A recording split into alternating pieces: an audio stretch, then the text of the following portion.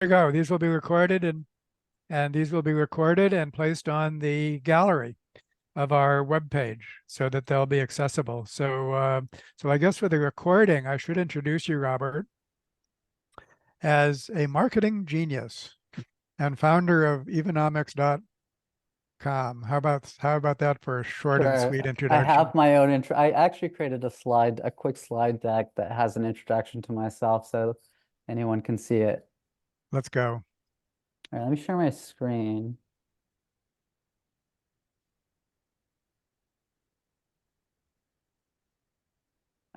And I hope everyone got a chance to read the documents. I think that was a helpful background to Evonomics and what we've been trying to do. So Evonomics, just let me talk about it a little bit. It started right after the Science to Narrative workshop, which was hosted by the Evolution Institute, which was organized by David and myself and the team there.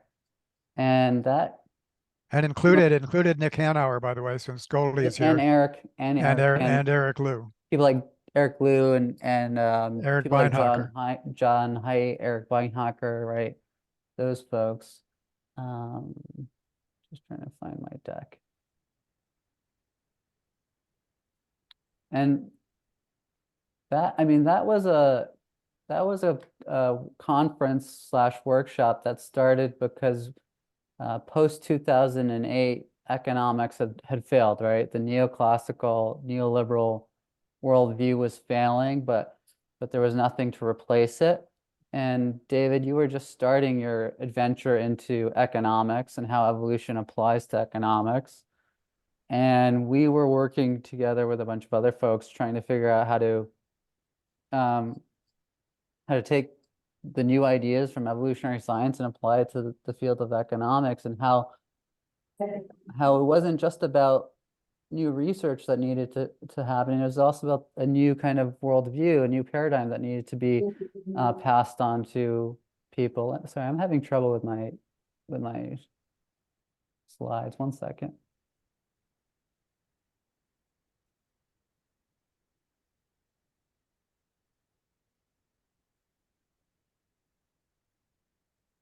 Ah, here we go. Okay, I can share my screen. Can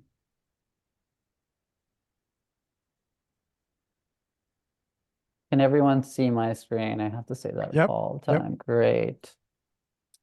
we're good.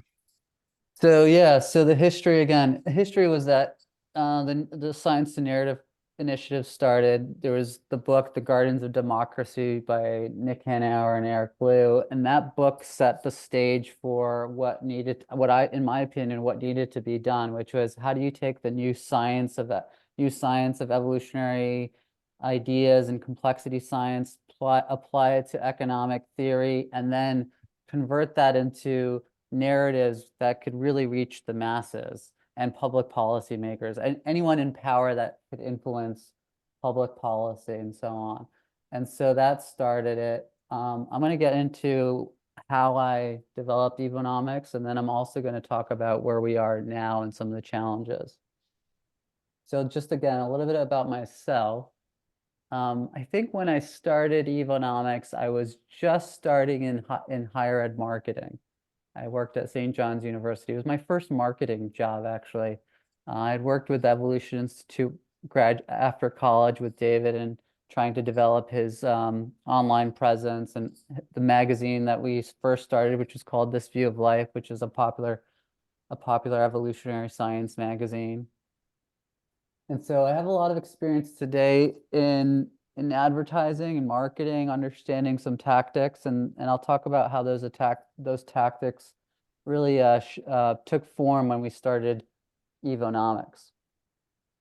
So when we started that Science to Narrative project, one of the questions that was asked was, how did the neoliberal worldview become so dominant over time?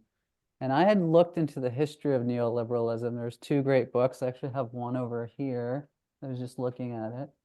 One is the Masters of the Universe by Daniel Stedman, and the other book I have, where did it go? Oh, it's right in front of my face. Is that it? Yeah. sorry, The Great Persuasion by Bergen. His last name's Bergen. Very good two books on the history of neoliberal thought, the Mount Pelerin Society. But one thing that really stuck out to me as a marketing person was this huge sophisticated network of mass communication that was going on, that came about from the Pelerin Society. And these huge public policy free market think tanks were created from the Mount Pelerin Society, but then it spawned these big publications that were central to neoliberal ideas and thoughts and mixing of new ideas. And two publications, these are just two publications that are pretty prominent that came out from that, the National Review, Reason, and there's a bunch of others, and not I should say a plethora of other publications. And I thought to myself, well, we don't have anything like that. We don't even have like a central place for new economic thinking. I mean, we had at the time Institute for New Economics, but we didn't have anything for evolutionary complexity science ideas and how to apply those to economics. So that's where Evonomics came from. And I didn't use the term back then, but now I'm thinking, yeah, that was the idea of Evonomics was to serve as the flagship publication for this new approach. And at the time we had been working with a large network of intellectuals, economists, and others from different disciplines who had been really publishing great work, but there was no central place for all of that great work. So that was the initial thought, was to really, well, first and foremost, obviously to influence the new generation and new generation of thinkers, but also serve as the central location for all of these folks who are already developing these ideas. And to bring in new people too. I mean, that was another thing that happened out of Evonomics that I realized was a valuable thing about Evonomics, is that it really brings in new thinkers that have never met each other, and then because of that encounter to their work, they often have these developing relationships that grow out of it. I know, David, you can speak to that because you've had met a bunch of people through Evonomics and had interviews, and maybe you've collaborated on some academic papers and such. No, I mean, I'll just, break in and say that's in the huge, just the introductions. This is like, I could list a whole bunch of them, including Tim O'Reilly to pick just one. So keep going. A little bit about the background of Evon, about the people behind it. It was really just me, and not really any budget, but support from the Evolutions too, intellectual capital, a lot of intellectual capital from the Evolution Institute, David Slenwell and David Wilson, and a few others. But I had to kind of figure out how to create this all by myself. And so I had been starting in higher ed marketing, as I said, and I was taking a look at where the influence and promotion was taking place. And this was at the time where Facebook became the main platform for information, good or bad, whether you like it or not, whatever. That's where content is being consumed. And so I had started figuring out like everything to know about how Facebook worked, its algorithm, its advertising, all of the like nooks and crannies of like getting in front of the right audiences and getting them to share your content. And a little bit of a tangent, but it's important because I think it fits into the overall picture. One of the things that I realized with Facebook is that you could target other Facebook pages audiences. So at the time, Evonomics had 0 followers on our Facebook page, and I was interested in growing that follower amount to a certain amount.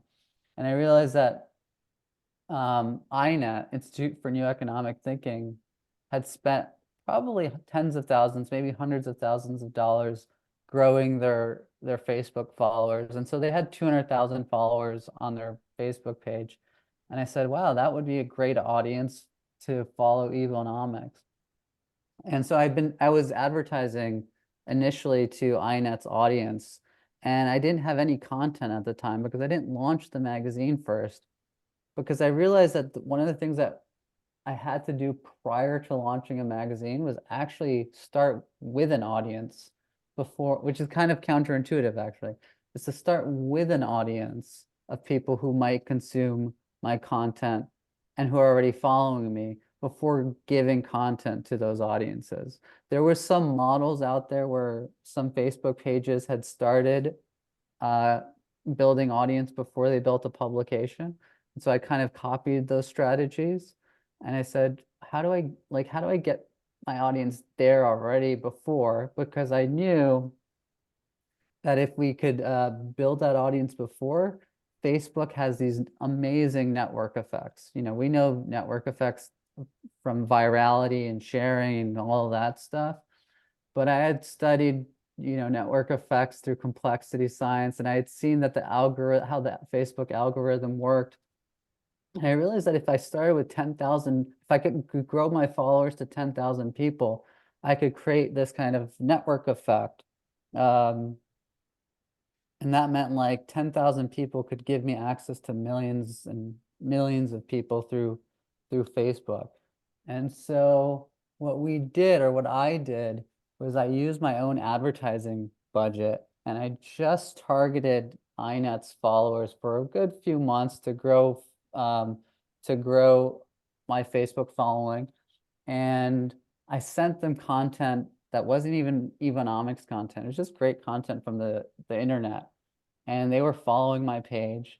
And here's the secret sauce of it all, which is every time you target every time um, you bring in a follower, you can tap into their friends' followers. So the way that you tap into their friends' followers is you can advertise on Facebook at an extremely cheap cost to target friend of anyone who follows you friends. That's so each friend you can imagine, or each follower has 200, 300, maybe 500 followers. Once I got 10,000 followers, I tapped into all of those followers through advertising. That network effect was huge. It allowed me to really get in front of massive amount of people at a super, you know, at a very inexpensive amount. I only spent a few $1,000s total. But then here's another trick that I learned over time is anytime anytime someone visits your website, you can track those people and you can capture them in your audience. So for example, when we got to 10,000 followers, I realized I'm going to launch my website. I have all of this great content ready to go. We launched it. We promoted that content to our followers, and I advertised that content. On top of that, anyone who visited the website, I can track and retarget with advertisements. So for example, trying to give you an example. I posted if I advertise the piece of content to our 10,000 followers and say those 10,000 follow or 20, 30,000 followers visited my website, those would become new visitors on my website that I can then advertise to again. So it's you've seen this probably through your own experience online. If you visit any website and you go to Facebook or any of these social platforms, you'll see, you know, the same content over and over again. And so I figured that out, and it really, really is what generated these exponential effects. So we went from 0 page views to overnight, I would say maybe in the first several months, to hundreds of thousands of website visitors. And this strategy was just it was like rinse, what's the expression? Rinse and repeat. Rinse and repeat, just keep doing it and doing it. All that I needed was this new content. Give me new content and I could put it in the machine and basically generate hundreds of thousands of website visitors. And then on top of that, you'd get things like popular aggregators picking up the content from Facebook. You get influential bloggers, media outlets, and every time virality happened, I just capture that audience over and over again through these Facebook audiences because all of these people are on Facebook. And then once I capture them again, rinse and repeat, advertise to these people with new content. And that's the game. That was the game. And overnight, it was just like this massive amount of traffic coming to the site. And then it would just take off, like I said, like with some organic stuff too, like Austin Goolsby was reading it. We would get like people like Robert Reich just getting it as well. And it would just be just an easy, just a pretty easy marketing machine actually, with low cost. And so I just want to say we spent $12,000 for the entire year. That was our budget. And we were averaging hundreds of thousands of page views. And we're not, so I just want to tell you right now, I have like 0 time dedicated to Evonomics. I was never able to get the funding necessary to give myself a full-time gig or anyone else who was volunteering to support it. But, and that was probably our biggest failure, is that we really didn't develop enough of the fundraising arm of Evonomics. And for me, I'm not a fundraiser, I'm a marketer, so it's really a time-consuming thing to go out and do fundraising. But this is why I call Evonomics a sleeping giant right now, because I actually have the marketing machine set up so that if we did have the funding and I could dedicate myself to getting more content, I could just basically turn the switch and start hitting, doing the same kind of marketing that I did in the past and grow that traffic. So yeah, that's all I got. Any questions about that?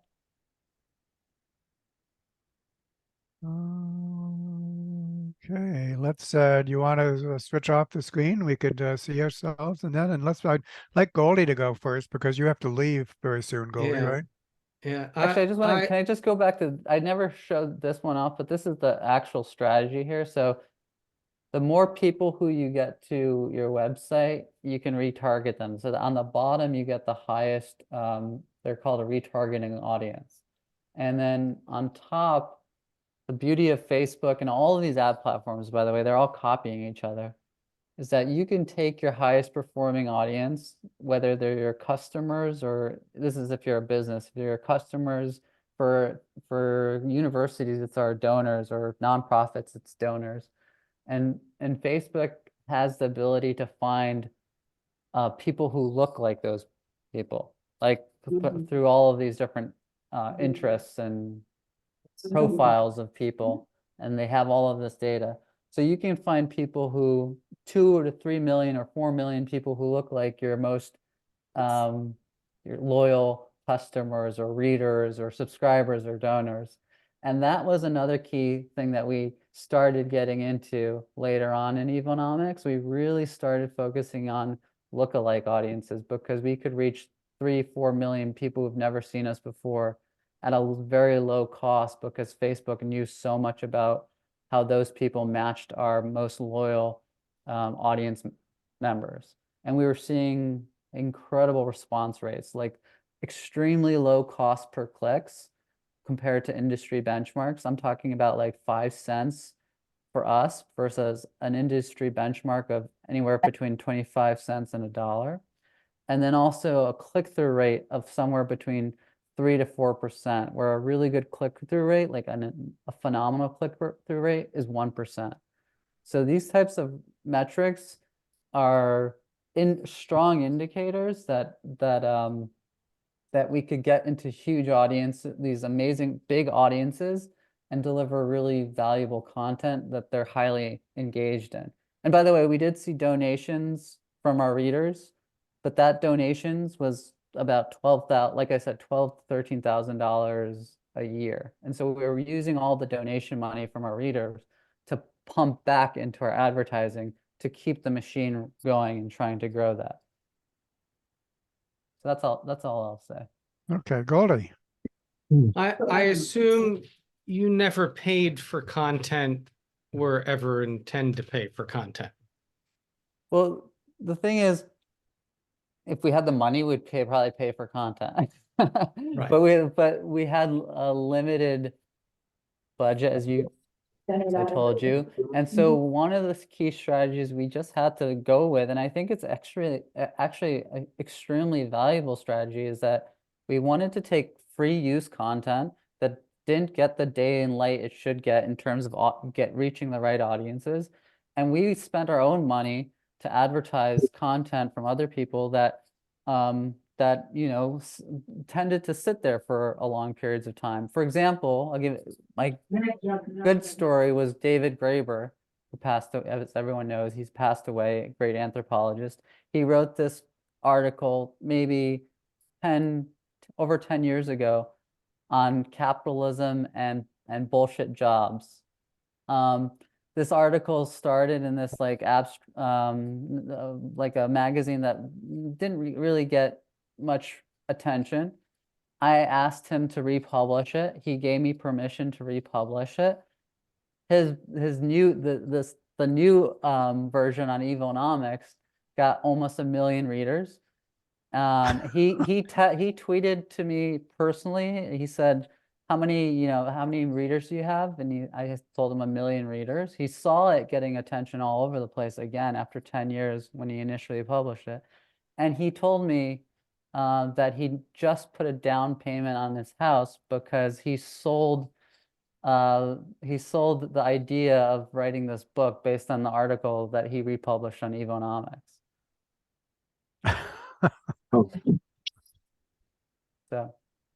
So that's the kind of thing we had to do. We had to think about, because of our limited budget, where we can take great content and just repurpose it and I redistribute think it. there's in this case there's so much intrinsic motivation to publish that it is seldom necessary to pay for writing. I suppose there could be a time when we want to pay for, a big science journalist like Ed Young or something like that. That would be fine. So I mean, it remains a possibility when we have the money, but we don't need it for sure. But on the academic side, you actually pay to get published as I know opposed it. to. Yeah, that's for sure. I come from the Exactly. journalism side where you're allegedly paid to write as opposed to paying to write, though I spent a decade as a political blogger undermining the pay scale for journalists everywhere. Yeah. Right. Right. Right. So yeah, So, go ahead, sorry. well, that was very impressive. I mean, I'm a marketing PhD, but I have no idea about this stuff, and the way that you've done it on such a limited budget and the impact that you're having is something that I wonder if you would be willing to spend some time helping us at the Conscious Capitalism Inc. and the center we have in Mexico, Conscious Enterprise Center, because we're all creating platforms and content and whatnot, but I don't think we've ever done any paid advertising. Somehow we've stayed away from any of that. And even on a consulting basis, whether you would be available, willing, open to advising some of those two nonprofit entities. Of course, You yeah. might, Robert, you might talk about some of your successes in your day job and what you've done at your various. Robert hasn't said enough about himself yet, but he was the marketing director for the entire City University of New York system, all 12 universities or whatever it is. 25. 25 universities. So, and then your campaigns have really had, smashing successes. Maybe you could just talk a little bit about that. And then, of course, because that is your day job, and you just said you have very little time on your own, although you've told me that if you had a chance to actually do this full time, you would do that. So I think one of the things we could do as a coalition with our combined resources is to actually bring Robert on so that this was his day job, and he could do this for many of our organizations. So just to plant that seed. Yeah, On that's a on great. that note, I need to say goodbye. Okay. Bye-bye. Thanks for joining. I just want to say, yeah. So I don't. Evonomics was just an eye opener for me in terms of how to set up marketing campaigns across the board, not just for readership, but for things like donations and for things like new students and customers and all of that kind of stuff. It really set me off in the right direction because I use I learned this the hard way, but it's really, marketers had this brilliant tactic going back a long time ago in understanding what actually has the biggest effects. It's the 60-30-10 rule. I think I might have mentioned it before, which is when you look at the response rate of any marketing campaign, 60% of it happens at who your audience is, your target audience, your database list that you have.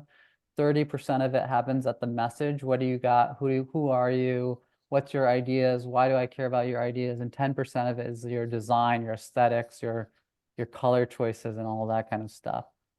But when I realized that, I really tended to just target the right audiences and spend all my time figuring out where those audiences are. And so Evonomics was like that experimental ground for me to figure out how to create the system. And so that's then been so helpful for my own career. I've been able to be extremely successful in higher ed marketing, bringing in new students, getting them to apply, getting them all the way down the funnel to become students. But yeah, I think if I'm thinking about how to be helpful and supportive of this community, it's trying to help anyone out figure out how to get in front of the right audiences and track those audiences and figuring out what's working and what's not working. That's the kind of approach that I would like to have.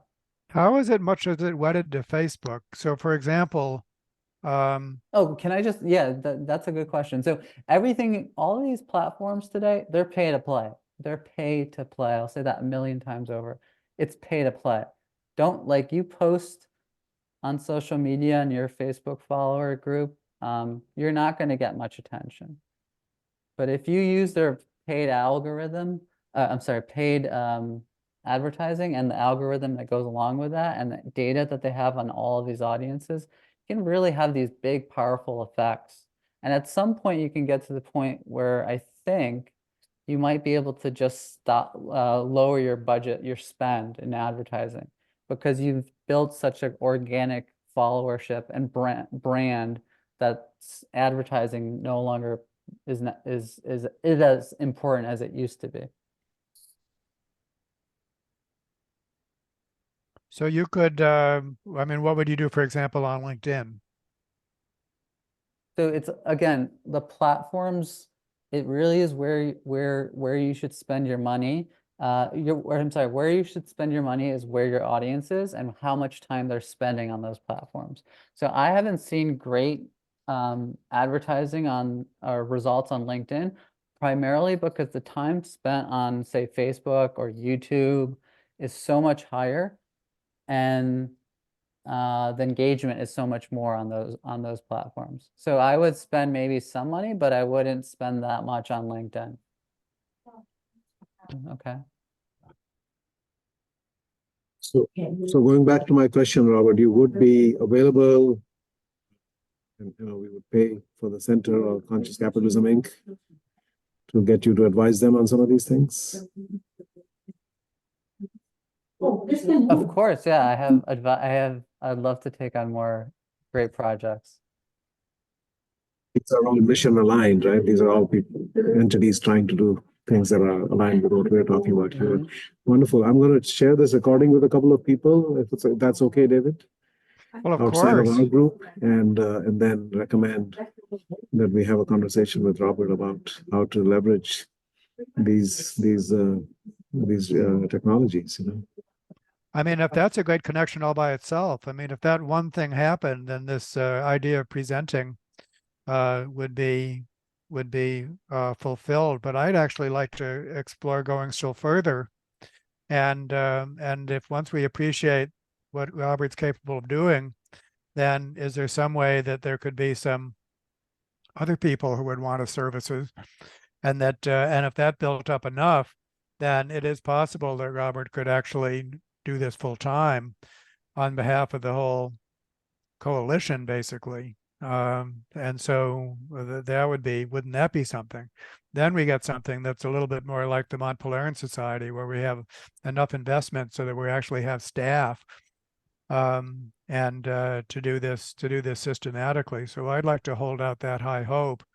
And as to how that happens, this recording is the start of it, and the coalition is another part of it.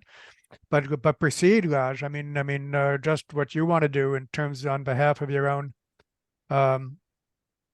organizations is fantastic. So please proceed at all speed. Okay, thank you all. I have to take off early, actually. I'm sorry too. Is there anything else that anyone wanted to say before, Michael or Graham? I have one more thing, but let me give Michael and Graham an opportunity first. Just from my side to say that, you know, this has been really intriguing and thought-provoking to listen to how quickly you were able to do so much with so little. Yeah, I think thinking about network, I only learned about this through experience. I mean, sometimes I kind of felt it, knew that there was those network effects, but those network effects is really what, tapping into that network effect was huge. Great content obviously drives the network effect. So you have to start with great content, great headlines and great imagery and great, all of that kind of stuff. But it's really just making sure that you are tapping into those networks. That's really important, and how to target those audiences is really important. And it's unfortunate that you do have to, it's pay to play, because that was the challenge that I realized is like, I can drive these great results, but I always have to pay Facebook, which is kind of annoying, but that was the game I was been willing to play. And so, yeah, I think that's just thinking about, like, you can have these big effects with and today you can have these big effects with a small amount of money as well. Yeah, so you have to pay to play, but you don't have to pay too much, is what you're is what you're saying. Yeah. Michael, do you have anything to point out before I commend the efforts. That's great. I guess on one hand, it's like, that's amazing. Looking at the Mont Pelerin Society and their kind of networks, is just like, the question to me is like, why wouldn't there be funders for this work, especially when that is so compelling. So that's just one thing. The other thing I wanted to just check it with Robert is like, TikTok, I think since 2019, has that changed anything in the dynamics there? Is that a different setup? And then, yeah, LinkedIn, I think, is the only one of the social networks I'm personally still checking, because I've gone off Facebook and I've not joined the other ones. So I'm probably not the audience, but I'm just checking, wanted to see, is there any kind of shift as a backlash against social media and the control that's happened in the last sort of 3-4 years? So TikTok is it's all video platform. So really, I mean, if we did do some more video work, which we were trying to get into later on in Evonomics, we could really probably set LinkedIn on, or set TikTok on fire in terms of video content, because they use the same. I work in TikTok advertising too. They use the same exact method, user interface and targeting options that Facebook has used. So like, I know how to set those up if I wanted to set those up. But Facebook, Instagram are still the main where most of the audience is by a significant amount, and spend most of the amount of time on, especially older audiences on Facebook, younger audiences on Instagram. The thing about LinkedIn is it's very prohibited in terms of, I mean, it's super expensive to advertise on there, and that's because they're trying to be more quality control. They don't want any type of advertising. And so the cost is really high. So it's like, I'm talking about 10 to 20 times more expensive than running advertisements on Facebook. So if you wanted to advertise, you'd have to be willing to pay a significant amount of money, and I don't think it's worth it. If your objective is to really spread ideas. Well, what if you were really wanting to target the business audience, business and economics audience? Would that make a difference? Again, it's all back to how much you're willing to spend. If you have a big budget, sure. I mean, the targeting there is great in terms of you're able to target by people's job titles. So yeah, of course, like why not? But if the goal is to really get a huge amount of traffic, reach huge amounts of people, you go to where people are and spending the most amount of time. One question I have, Robert, is if we all get excited about this and we want to use it one way or another, to what extent do we need to engage with you as a person as opposed to you training other people in these methods? Yeah, so Raj, my relationship with organizations that I've worked with is not to be to advise when I advise them, it's really to train them. It's not to become like I don't have the time to be an ad agency or anything like that. So what I typically do with organizations is I find someone who's just really smart and curious. I go through the whole methodology approach, the gospel, and get that person trained up and becoming an expert.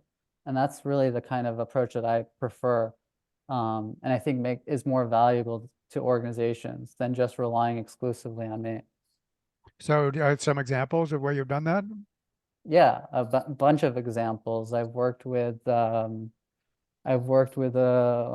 let's see, I worked with Nick Hanauer's team to do a lot of this stuff, and they're pretty good at that. I worked with a few nonprofit organizations and also Sage. I worked with Sage to Yep. help.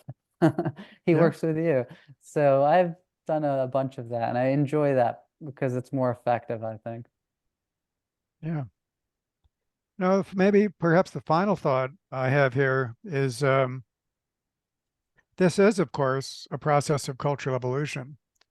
And I think that one of the things that we really have been wanting to do with our projects, we have, just to give an example, a project at the National Health Service in the UK, which started out with a single individual working with his pediatric teams, pediatric psychology teams, and now it's spread through the National Health Service where there's 700 teams using our methods.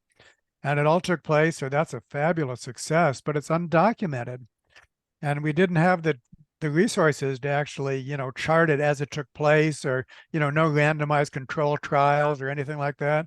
But this was a case where cultural evolution in the wild did happen, spread on the basis of its success. And the question is, how can we track that in retrospect or through social media or just, so it's a bit of a general question, but there's in some ways scientific research on cultural evolution on the internet taking place.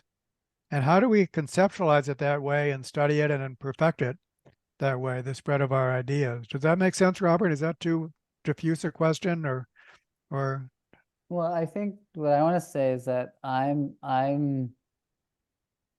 learn tactics that probably very few people know because I got lucky in some ways because I met one person who Steve Roth, who we worked together figure out everything about Facebook advertising you can imagine. I mean, just down to the little detail. If you check one box off, you're gonna ruin an entire campaign. I mean, it's literally like that. Like you do one little thing and everything is you just messed up everything. We had to spend thousands of hours figuring all that stuff out. And these tactics are used at these other organizations that are very savvy. And I think they really what to me what this means is in today's world that the best ideas are often not going to win out because you have people who don't understand how to deliver content with these types of tactics. Especially good doing, like nonprofits are doing great work, tend to be like organizations who tend to think my ideas are good enough, everyone should just find them somehow. You know what I mean? Like that's that kind of like happens. Raj is nodding his head. I think That's you where we struck are, a you know. struck a tone with Raj here, if I can And interpret your I body learned that the language. hard way with This View of Life. When we first started that magazine, I thought, oh my God, we're gonna get millions of readers. This is before I got into marketing. I was like, these ideas are so powerful. Everyone's gonna get them and share them, blah, blah, blah. Little, like when I looked at the data, I was like, oh my God, what the heck? I'm completely, we're completely lost and don't know what to do. And that's still the case. I mean, This View of Life still has a tiny circulation. So we didn't learn enough from you, evidently. And of course, we have no budget for it. Yeah. Of course. So that's we're at this point where really, we talk about multiple forms of capital, but financial capital is just, I mean, we need basically financial support for some of this stuff. We really need to find people. And that was such an important part of the Mont Pelerin Society, was that they did find people with deep pockets. Mm. And in those cases, those people realized that they could actually make money by proselytizing this worldview. There was a pretty strong connection between their financial gain and the worldview. I think that connection it's not weaker, but it's more complicated, because we have to think about impact investing and patient investing and funding at the whole ecosystem level and things like that. So the pathway to sustainability is more holistic and indirect than in the case of the Mont Pelerin Society. I'd be interested in any of yours, Raj or Graham, or any of yours thoughts about who's interested in bankrolling this, and why would they be interested? Maybe they're just altruistic. I mean, we but did get little support from Nick Cantor. I just want to say that, like, we got some support, and we got hundreds of individual donors. But when we approached some big foundations, they didn't understand it. That's what I'll just say. They just didn't understand. They understood the impact, the number of readers, and everyone was impressed, but they didn't really get the marketing machinery behind it to really understand why it was valuable.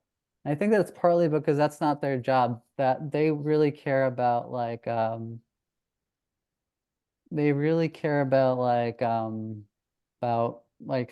they can get how organizations can get their ideas into, like when we encountered a few people, like it was about how do I get my ideas into Evonomics? Not necessarily I'm aligned with the mission, I want to give you money and because you're doing great work. It's like, how do I get attention with my organization through Evonomics?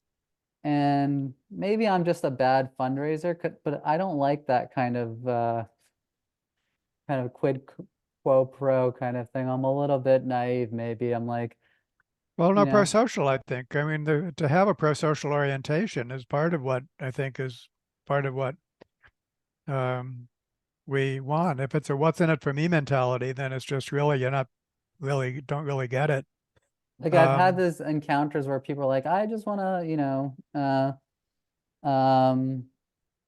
I won't tell you who it was, but someone's like, I have a son. He was a wealthy person. I have a son who published this book.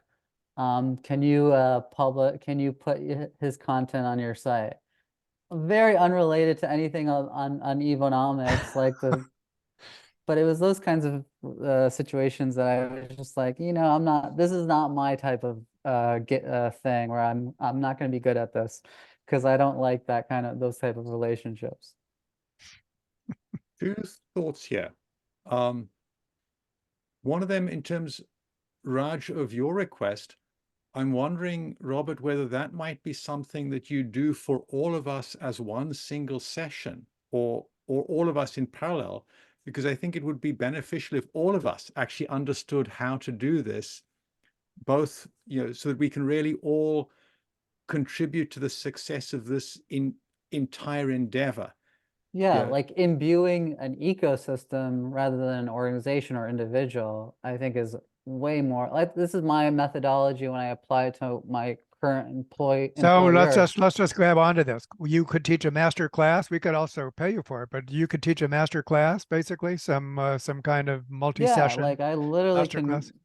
what I do for an individual, I can do for an organization and for a bunch of people, a community, rather than just an individual. I could literally we could sit down together and I could show you all of the details of how these things work. And Well, there's a keeper. There's a Yeah. keeper. and it's actually super simple because I don't know shit about like when I started in marketing, it was like a naturalist going into this new world for the first time. And I was like, why are people using these weird lingos and like this technical jargon stuff for like, obvious concepts to any person? And so I think partly what I've become so good at is just taking the BS, deconstructing it, and then making it simple for everyone else to understand. Yes, I could certainly benefit from that. The other thought is, instead of going to a few sources of big money, crowdfunding, lots of sources of small money. And I'm thinking here, for example, Steve Keen. When I last looked, he was pulling in something like $5,000 a month from Patreon, from people who were paying him from a few dollars to a few tens of dollars to produce the content that he's producing. And a big part of that was not so much because they were paying for each individual piece of content, but they wanted him to keep doing the deep thinking and Sure. the upstream research that led to the content. And we might be able to get a good number of people from communities like Rethinking Economics, from INET that you're already part of, who are saying, hey, especially Rethinking Economics, we need people like you because we know we don't trust our professors anymore. Yep. Mm. Yep. I mean, the idea that this should be a social movement and then be supported like the way social movements are supported, with large numbers of small donors who are passionate. But unlike most social movements, this one has continuity and sustainability, so it just doesn't come and go. That's always on my mind, and so I think that is one thing, and to to work towards. And when you mentioned rethinking economics, that student movement, I think I definitely do want to engage them in the new coalition, and I do know the leaders of that movement in Norway. But I think that any help to approach the rethinking economics movement to get them engaged would be high on my list in terms of their engagement. And that brings in this huge youth element. And so, I mean, that all by itself is cool. So I'll definitely. Um, My co-author is well connected with Rethinking Economics, and Steve Keen is as well. right, and these are two people that should get involved in the coalition. I need to remind all coalition members, invite new members, friends. Can we double and triple our numbers, please? All you have to do is bring in one person and we double our numbers. So this is geometric. This is like bacteria in a petri dish. So there's that. Yes. That includes your co-author, Graham? Yeah, Jack Reardon. He's regularly going to Rethinking Economics leadership team meetings to provide input, guidance, things like that. Okay, so maybe he could help us do that. And I think let's just flag, in fact, maybe Graham, if we just kind of volunteering for specific parts of this, you and I, with your connection, and with our connections, could target rethinking economics and how we approach them through people that are already working with them, and then bring them in as an organization. All it requires is for them to nominate, a couple people. This is one of these team of teams projects. It's a big organization. Just nominate a small number of people to show up at these meetings and report back to the larger organization is all that's needed, and allow us to list you. So that's, and I don't know, gosh, probably for the conscious capitalism movement, we want to do something like that goes beyond your participation as an individual. So I think that's how we can expand. Just one thing to think about before I go, I want to mention one thing that it really, as I learned advertising, it really settled in on me why that 60-30-10 rule that is really important. All of these organizations that I've encountered, they don't know about these like audience targeting, network effect things on Facebook and other places. But one thing that they do have, which is the gold mine of an organization, is they do have these massive lists, a database list. Like I've encountered these time and time again where someone will say, for example, yeah, we have like 1,000 donors or something or whatever. And they don't realize that the power of these lookalike audiences on the ad platforms are super, like they're extremely sophisticated. So like just thinking about lists is really important in my head. When I think about like content getting in front of people for whatever purposes, I often think about like, what list do I have available at the moment? And can I use that list to build even a larger, broader list? So those are really important things to think about for an organization, is like, how do you build those lists? How do you build them together? How do you, if we're a coalition, it's also, we could probably put all of our lists together and create lookalike audiences and so on. There's a lot of value in that, so. Well, I think a final thought for me, I should never use that word final, but the idea of a master class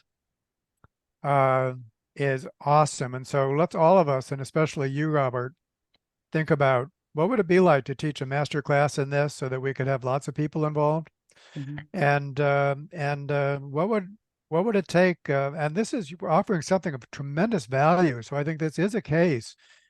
If we decide, I mean, we could make it pro bono, or we could make it, charge for it or something like that. Start to bring in a little revenue to fund. I mean, first, Robert, for your time, but also our operation, to begin to have a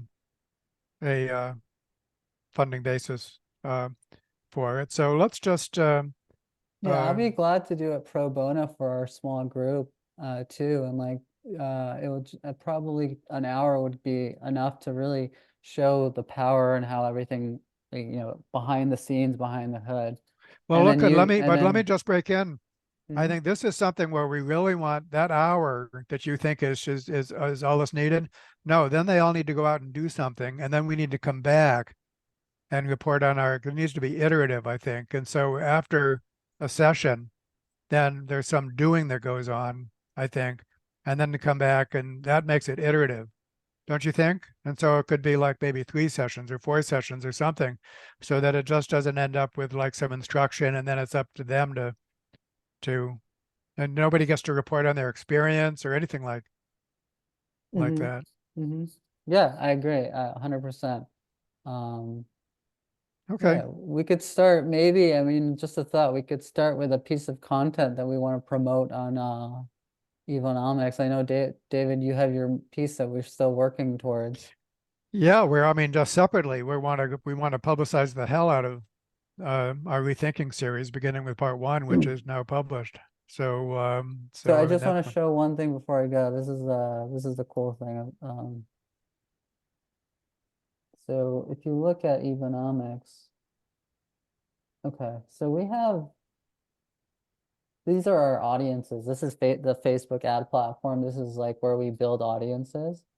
And so we took our donor list. This is our donor list. I think it was only a few hundred, but we created this lookalike audience here. And it's actually, Facebook gives you access to 3 million people who look like your donors.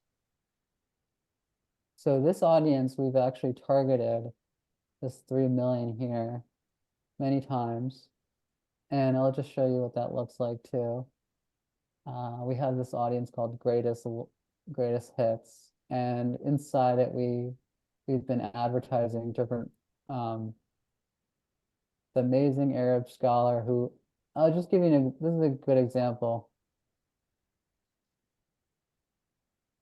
So you could see this article alone here, if you look at the bottom right, it says 4.5K. What does that mean? That's 4,500 times it's been shared. And each of those people who've shared it to all of their followers. So that you could think about that, how many people have actually just seen it, right? This has been liked by 7.8 thousand people, this article. And just so you know that another audience you can create is anyone who engages with your post or your content. That means that they like, share, or do any or comment. Now that audience becomes stored as another target audience for me to advertise to. So I can actually retarget those people over and over and over again. And there's another exponential effect to get in front of new audiences. So once a person takes any action, they become stored and retargetable once again.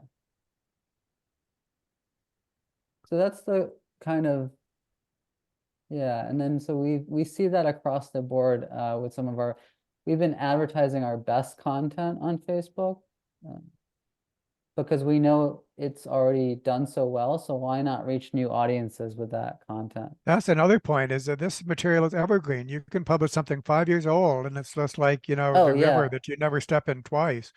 Is going to it's going to find a new audience. That's oh, I didn't say that, but that's 100% right. 3 million people, many of those people have never gotten our content or this content from like years ago. And so this becomes very new to them. And we've been trying to focus on evergreen content because like I can advertise it forever. So here's another case, 1.7 thousand people shared this article. Almost 3,000 people have liked it. Yeah. So this is what I can show you guys too, if you want to. Well, this is what cultural catalysis is all about. Things going faster, accomplishing in years what otherwise would require decades or not take place at all. So that's what we're witnessing here, I think. And so up to us to yeah, I want to leave on a kind of hilarious note, which is like when I went to a conference hosted by iNet, there's all of these young kids there, and they were all coming up to me like, you started Evonomics? And I was like, yeah. And they were like, well, I'm mad at I'm mad at all the people writing your content. You must have a team of people. I don't see this article being posted and this article being posted. Tell your writing team and like your promotion team and your marketing they need to do this, this, and this. I'm like, okay, I'll tell everyone. I'll tell the 30, 40 people that I employ. So you're looking at them. Yeah. There. That's amazing. All right. Well, this is a great start to our presentations. This is a tough act for you to follow, Graham. But I'm sure that you'll rise to the occasion. And then Raj, we want to get you presenting at some point, and so on. So. Okay, thanks all. Thank you, Robert. We look forward to the next thing. And I would invite a few people onto that call if you're going to do it for this group, because I'm not the one who's going to implement this stuff. So there are people who will. So yeah, that's going to. I don't want all this high thinking. I think I wouldn't want that to disrupt something that could also take place if you wanted to engage with Robert directly, Raj. Whatever's best. But I didn't want one thing to eclipse the other. So Send the recording when you're able to, David, and then I will start forwarding that to a few people. Okay. All righty. Thanks, Yeah, all. this will take. Thank you, guys. Thank all you. right. Okay. Thanks, everyone. Bye-bye.